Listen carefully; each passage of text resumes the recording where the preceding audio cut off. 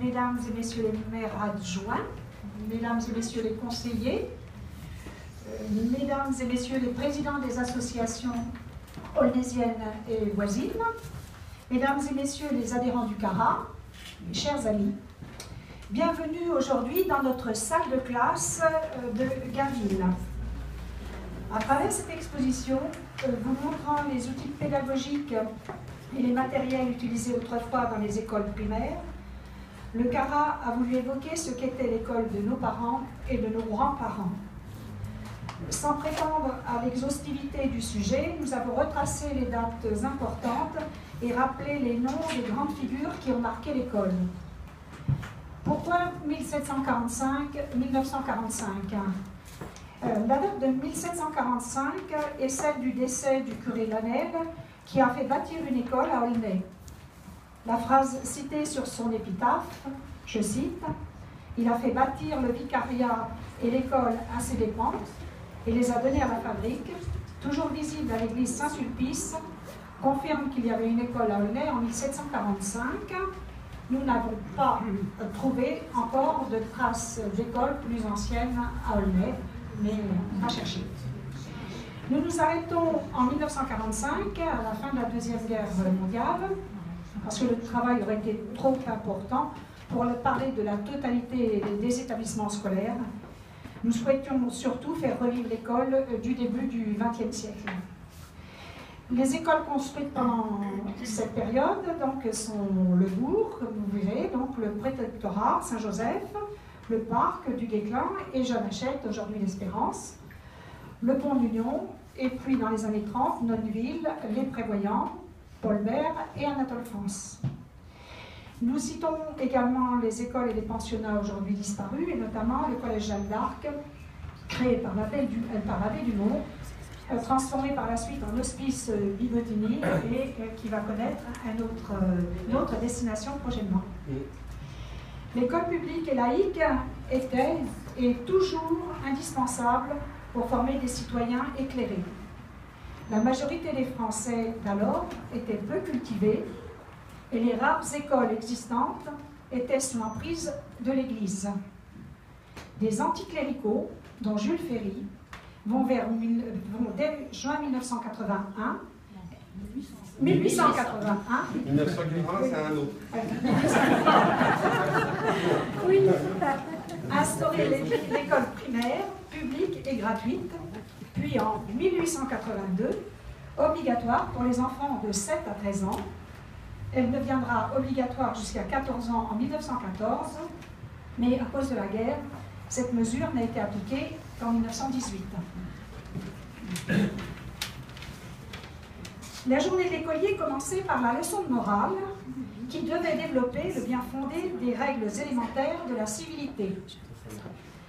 L'instruction civique, seconde matière, devait faire aimer la patrie et former un bon citoyen.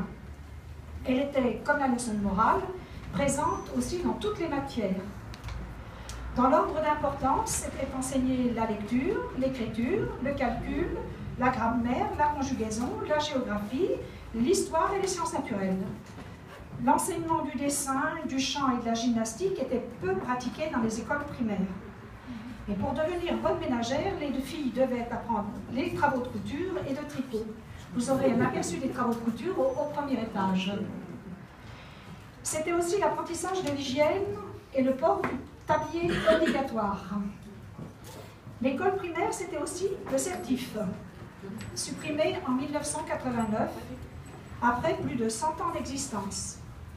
Une fois dans la poche, il signifiait pour la plupart des écoliers la sortie de l'école obligatoire, mais il était nécessaire pour entrer dans la fonction publique.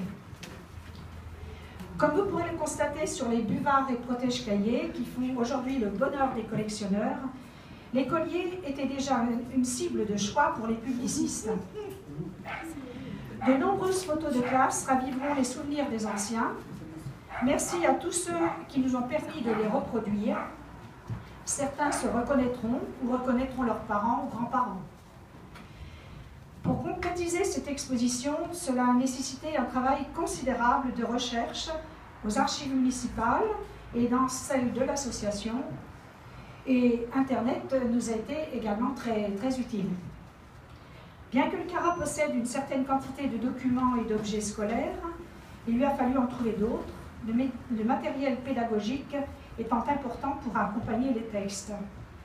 Ces objets nous ont été prêtés en grande partie par des adhérents que je ne nommerai pas, par crainte de faire des oublis, mais à qui j'adresse un grand merci. Je vais cependant faire une exception en remerciant particulièrement Christelle et André Dupuis, qui sont derrière moi, adhérents du CARA, pour Onésien de Souche pour André, qui ont spontanément mis à notre disposition une partie de leur collection, pour ne citer que plumiers, porte-plumes, plumes, boîtes de plumes, travaux de couture, et j'arrête là.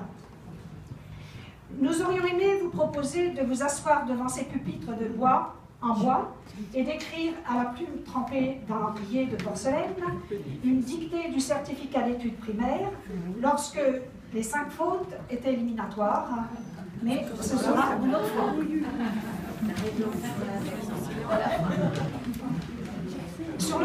Sur le plan pratique, pour réaliser cette exposition et en assurer la permanence durant toute sa durée, des membres de l'association et du personnel communal ont été et seront mobilisés. Je les remercie bien chaleureusement. Un grand merci à l'équipe active du CARA. J'espère que Guy ne mettra pas sa menace à exécution, mais j'en prends le risque. Je le remercie tout particulièrement. Il est en grande partie le maître d'œuvre de cette exposition et on lui doit la réalisation des panneaux et de l'affiche. Il est timide et fier.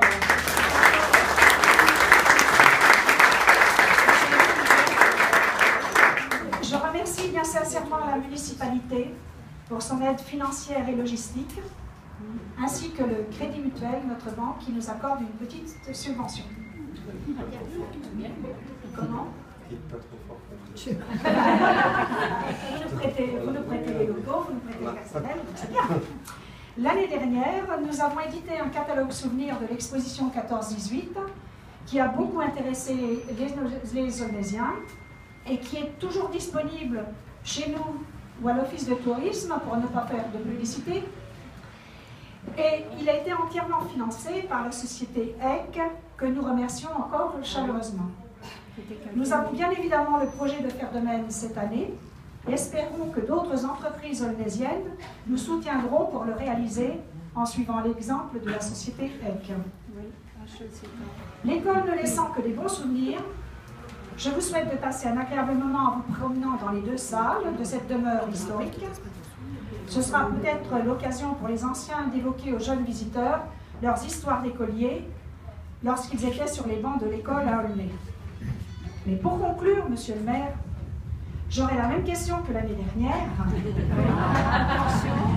Lorsque cette exposition fermera ses portes, pour une grande partie de ce matériel pédagogique réuni avec tant d'efforts, à notre âge, certes, mais qui a constitué l'univers des jeunes années de nos parents, ne serait-il pas possible d'ouvrir un musée avec une salle évoquant l'école d'autrefois à Aulnay ?